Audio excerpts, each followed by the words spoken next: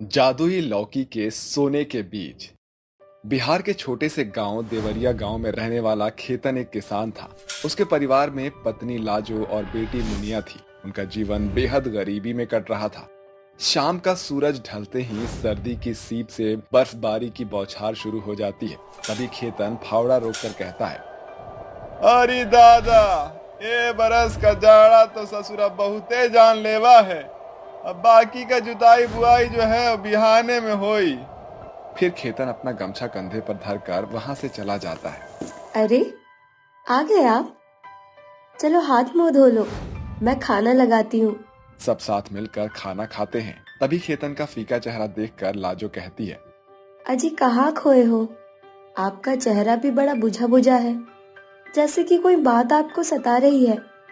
हाँ मुनिया की अम्मा, खेत की जुताई भरसक पूरी हो गई है। अब मगर बुझात नहीं है कि कौन से फसल की बुआई करें। और तुम तो जानत हो, गरीब किसान का जीवन उनके जमीन के इर्द गिर्द ही घूमत है। और तुमको याद है ना, 5 साल पहले गेहूं की फसल ने कैसे हमको गरीबी के दलदल में धकेल दिया था, और जिसे आज तक उबर नहीं सके हैं हम। यही लिए हर बरस सोच समझ कर बीज बोना पड़ता है। एकाएक खेतन के चेहरे पर बड़ी उदासी उभर आती है, जिसे देखकर लाजो कहती है, अजी चिंता न करो, कल भोर को पहले हम खेत की मिट्टी का मुआयना करेंगे, फिर देखेंगे क्या बोना है। अगली भोर लाजो और खेतन खेत पर पहुंचते हैं और लाजो सभी खेतों की ओर नजर दौड़ाकर कहती है, अजी अधिकाधिक खेतों में गेहूं ज्वार के बीज की बुआई हुई है, क्यों ना हम अपने खेत में लौकी उगाए।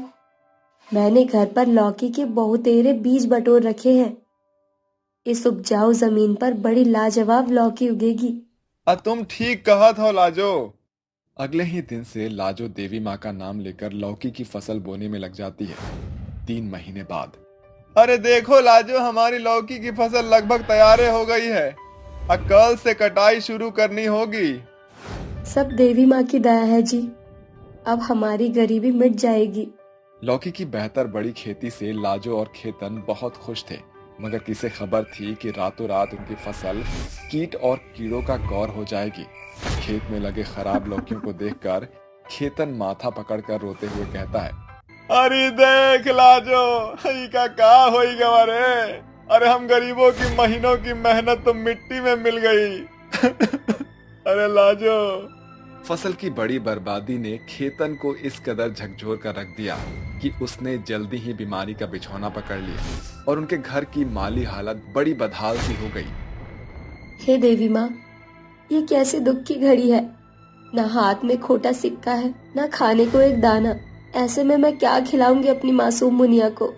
एकाएक लाजो की आंखों के आगे लौकी की खेत की झलक आ जाती है और वो भागती हुई खेत पर आ जाती है, जहाँ उसे एक हरी भरी लौकी दिखती है, जिसे तोड़कर वो घर ले आती है। मुनिया देख, माँ खेत से लौकी लाई है, बस देवी माँ को चढ़ावा देकर झटपट से इसे बनाती हूँ। लाजो लौकी देवी को चढ़ाने के बाद जैसे ही उसे 2 टुकड़ों में बांटती है, तो एक सुनहरी रोशनी उस लौकी पर मंडराने लगती है और उसके बीज सोने में बदल जाते हैं। ये देखकर मुनिया बड़ी बड़ी आंखें किए हुए बोलती है, देखो माँ, इस लौकी में सोने जैसा कुछ चमक रहा है। अरे मेरी मुनिया, सोने जैसा बल्कि खरा सोना ही चमक रहा है।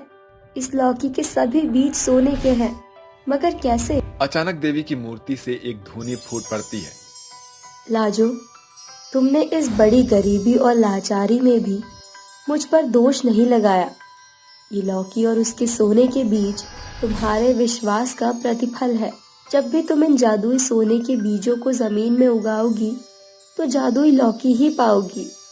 देवी द्वारा दिए इस आशीर्वाद से लाजो के मुरझाए चेहरे पर खुशी की छवि चांदी के जैसे छिटक रही थी। लाजो ने लौकी के सोने के बीजों को निकालकर उन्हें सुनार से बेचकर बड़ी कीमत पाई, जिससे उसने अपने घर की घटी को पूरा किया। शुक्रिया देवी माँ, आपके द्वारा दिए गए इस जादुई लौकी के सुनहरे बीज से मेरे घर की भुखमरी खत्म हुई है और अब मैं अपने खेत में लौकी की फसल बोऊंगी। फिर लाजो बचे हुए लौकी के सोने के बीजों को मिट्टी में बो देती है। उन बीजों की अंकुरण क्षमता इतनी बड़ी थी कि वो 15 दिन का पड़ाव पार करते ही पूरे खेत में बहुतेरे हरे भरे लौकी से लहलहाने लगते हैं। देखो माँ, हमारे खेत की जमीन पर इतनी जल्दी कितनी सारी जादुई लौकी उग गई है। हाँ मुनिया, अब बस इसे तोड़ना ही बाकी है। दोनों माँ बेटी छितराए हुए बालों से लौकी को अलग अलग करके उन्हें बोरी में भरकर घर आती है। माँ, क्या आज भी सभी लौकी में सोने के बीज निकलेंगे? हाँ मुनिया, देवी माँ ने अपने सामर्थ्य से लौकी के साधारण सफेद बीजों को सोने के बीजों में बदल दिया है। उसके बाद लाजो जैसे ही देवी माँ का नाम दोहरा लौकी को 2 टुकड़ों में बांटती है, लौकी के गूदों में गड़े सोने के बीजों की चमक पूरे घर को घेर लेती है। देखो माँ, इस जादुई सोने के भीतर भी सोने के बीज है। इसका मतलब ये बाकी के सब लौकी में भी सोने के बीज लगे हैं। अगर ऐसा हुआ है तो हम गरीब से लखपति बन जाएंगे। हाँ मुनिया, ऐसा ही होगा।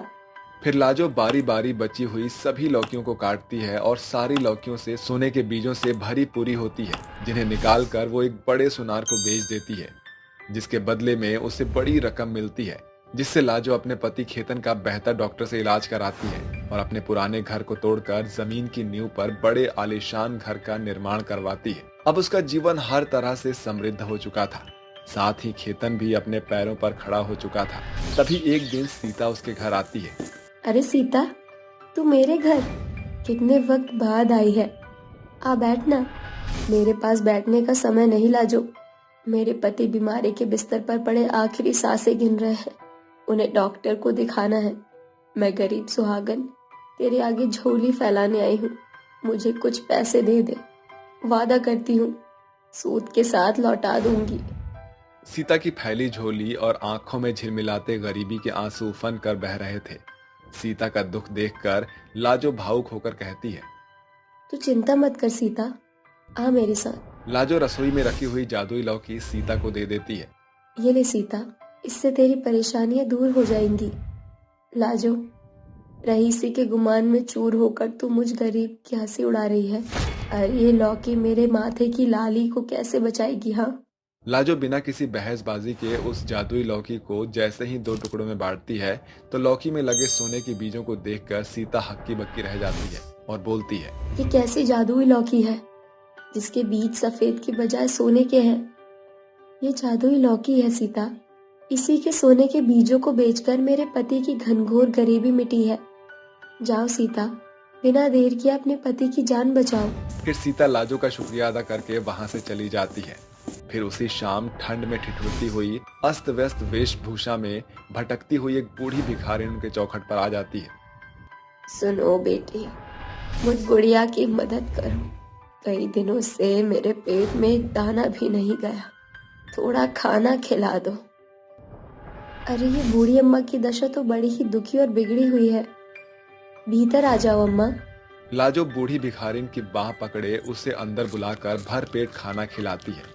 जैसे ही बुढ़िया जाने लगती है, लाजो कहती है, ये लो बूढ़ी अम्मा, ये जादुई लौकी है।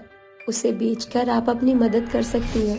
अचानक ही वो बुढ़िया हंसते हुए देवी में बदल जाती है और जाते हुए कहती है, लाजो, तुम्हारी इंसानियत भरी भावना देखकर मैं बहुत खुश हुई। इसीलिए मैं तुम्हें एक और आशीर्वाद देती हूँ। इस जादुई लौकी के सुनहरे बीज से तुम अपने हाथों से लाखों लोगों की गरीबी मिटाने का गढ़ बनोगी। मेरा आशीर्वाद तुम्हारे साथ है। इसी के साथ देवी गायब हो जाती है और धीरे धीरे देवरिया गांव की धरती से जादुई लौकी से बहुतेरे लोगों की गरीबी टल जाती है।